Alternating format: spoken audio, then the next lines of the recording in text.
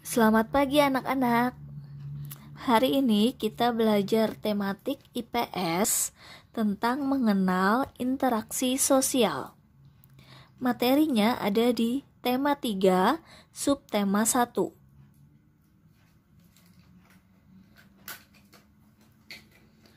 Pada pembelajaran sebelumnya, kita sudah membahas tentang manusia sebagai makhluk sosial.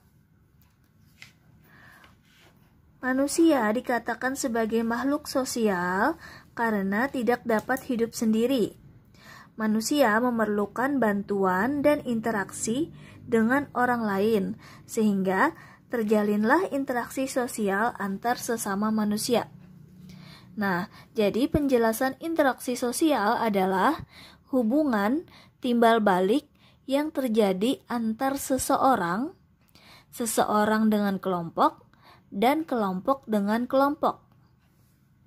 Nah, dapat kita lihat contohnya antar seseorang, seperti ayah menasehati seorang anaknya, kemudian berbicara dengan seorang teman, dan lain-lain. Jadi antar seseorang ini dua orang yang saling berbicara ya, face to face. Kemudian seseorang dengan kelompok. Contohnya seperti seorang guru mengajari siswa-siswanya di kelas. Jadi antar seseorang dengan kelompok siswa. Kemudian seorang siswa yang berdiskusi dengan kelompoknya. Jadi satu orang siswa berdiskusi dengan teman-teman kelompoknya. Kemudian yang ketiga adalah kelompok dengan kelompok. Diskusi antar kelompok belajar. Masing-masing kelompok satu kelompok dengan kelompok yang lain berdiskusi. Kemudian pertandingan antar tim sepak bola dan lain-lain.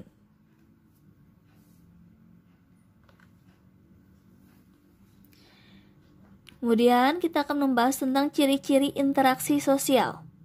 Yang pertama, harus dilakukan oleh lebih dari satu orang. Yang kedua, memiliki simbol interaksi. Yang ketiga, ada dimensi waktu, masa lampau, masa kini, dan masa mendatang, yang menentukan sifat aksi yang sedang berlangsung. Yang keempat, setiap interaksi sosial mempunyai tujuan. Syarat terjadinya interaksi sosial. Yang A, kontak sosial adalah sebuah cara yang dilakukan seseorang dalam proses interaksi sosial. Kontak sosial dibedakan menjadi yang pertama, kontak sosial langsung atau yang disebut dengan kontak sosial primer. Merupakan hubungan timbal balik antar individu atau antar kelompok yang terjadi secara fisik atau tatap muka. Misalnya, saling berbicara dan saling berjabat tangan. Yang kedua adalah kontak sosial tidak langsung atau disebut juga dengan kontak sosial sekunder. Merupakan hubungan timbal balik antar individu atau antar kelompok melalui perantara, seperti komunikasi melalui media, seperti telepon, chatting, atau menyampaikan pesan lewat orang lain.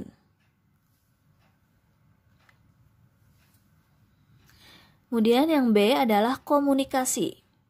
Komunikasi adalah suatu proses penyampaian dan penerimaan pesan atau ide dan gagasan dari satu pihak kepada pihak lain agar terjadi upaya saling mempengaruhi antar keduanya.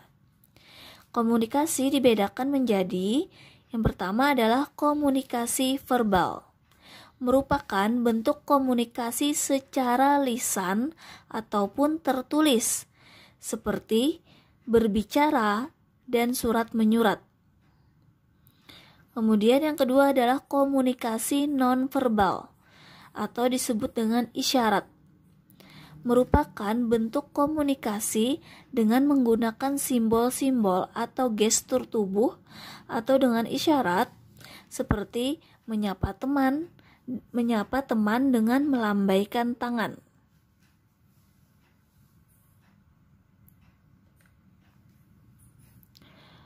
Kemudian manfaat interaksi sosial, yang pertama untuk memenuhi kebutuhan hidup, dan yang kedua sebagai sarana untuk mencapai tujuan bersama.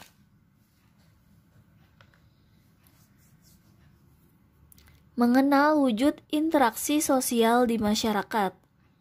Interaksi sosial di masyarakat wujudnya berupa interaksi manusia dengan lingkungan alam dan lingkungan sosial. Interaksi manusia ini dibagi lagi menjadi dua, yaitu interaksi dengan lingkungan alam dan interaksi dengan lingkungan sosial. Interaksi dengan lingkungan alam diwujudkan melalui kegiatan bercocok tanam, beternak, dan menjaga kelestarian alam. Kemudian, interaksi dengan lingkungan sosial, ini interaksi manusia dengan lingkungan alam juga berpengaruh terhadap interaksi manusia dengan lingkungan sosial. Contohnya, petani wortel berinteraksi dengan pemasok wortel. Nah, sekarang kita akan membahas lebih mendalam lagi tentang interaksi dengan lingkungan alam dan interaksi dengan lingkungan sosial. Yang pertama, interaksi manusia dengan lingkungan alam. Lingkungan alam adalah lingkungan yang terbentuk secara alamiah, tanpa campur tangan manusia. Lingkungan alam dapat dibedakan menjadi dua, yaitu lingkungan daratan dan perairan. Lingkungan daratan yang berada di sekitar kita antara lain gunung, pegunungan, dataran tinggi, dataran rendah, dan lembah. Adapun lingkungan alam perairan yang berada di sekitar kita antara lain sungai, rawa, danau, dan laut. Lingkungan alam terdiri atas komponen abiotik dan biotik. Komponen abiotik adalah segala sesuatu yang ada di lingkungan yang bukan makhluk hidup. Adapun komponen biotik adalah segala benda hidup yang ada di lingkungan. Dalam lingkungan alam terjadi interaksi antara lingkungan abiotik dengan lingkungan biotik ataupun sebaliknya. Bahkan keduanya juga terjadi saling keterkaitan. Contoh interaksi antara komponen abiotik dengan biotik yaitu tanah, suhu, dan curah hujan yang mempengaruhi jenis tanaman yang tumbuh di suatu daerah. Lingkungan biotik juga dapat mempengaruhi lingkungan abiotik. Contohnya, daerah yang banyak tumbuhannya akan membuat suhu udara menjadi lebih sejuk. Daerah yang masih banyak tumbuhannya juga dapat menyimpan air tanah lebih banyak karena tanah di bawahnya, sehingga dapat menjadi cadangan air.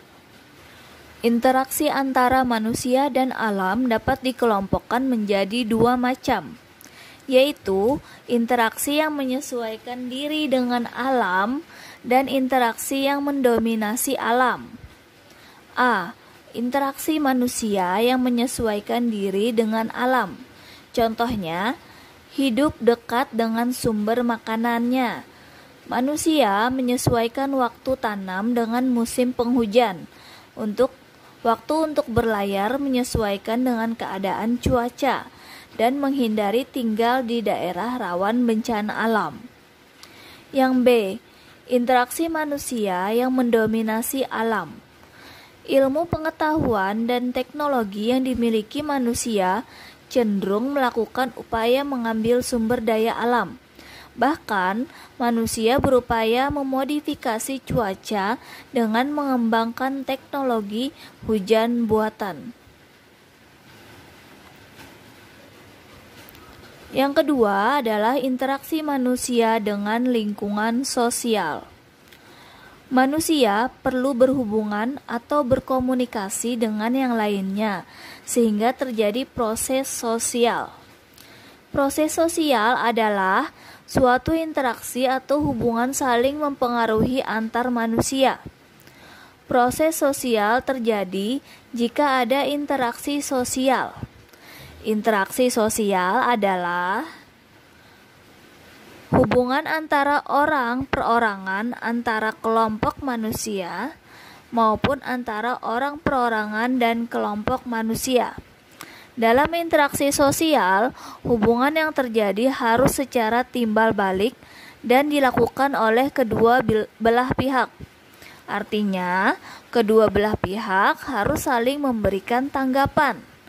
Proses interaksi sosial akan terjadi apabila di antara pihak yang berinteraksi melakukan kontak sosial dan komunikasi. Kontak sosial dan komunikasi dapat dilakukan melalui surat menyurat, telepon, dan internet. Kontak sosial juga dapat berlangsung dalam bentuk sebagai berikut. Yang A, antara orang perorangan. Contohnya, seorang bayi yang baru lahir. Ia akan melakukan kontak sosial dengan ibunya dan keluarganya secara langsung. Yang B, antara perorangan dengan kelompok. Contohnya, seorang siswa sedang belajar bersama atau berdiskusi dalam kelompok belajarnya. Yang C, antara kelompok dengan kelompok. Contohnya, seperti kelompok pelajar dari suatu sekolah melakukan studi banding ke sekolah yang lain. Untuk tugas kalian hari ini, kerjakan paket tematik halaman 134 yang bagian IPS nomor 14-24. Kerjakan langsung di buku paket dengan cara memberi tanda silang pada jawaban yang dianggap benar. Terima kasih anak-anak sudah mendengarkan penjelasan Ibu hari ini. Semoga kalian dengan mudah menjawab tugas-tugas dari Ibu. Selamat mengerjakan.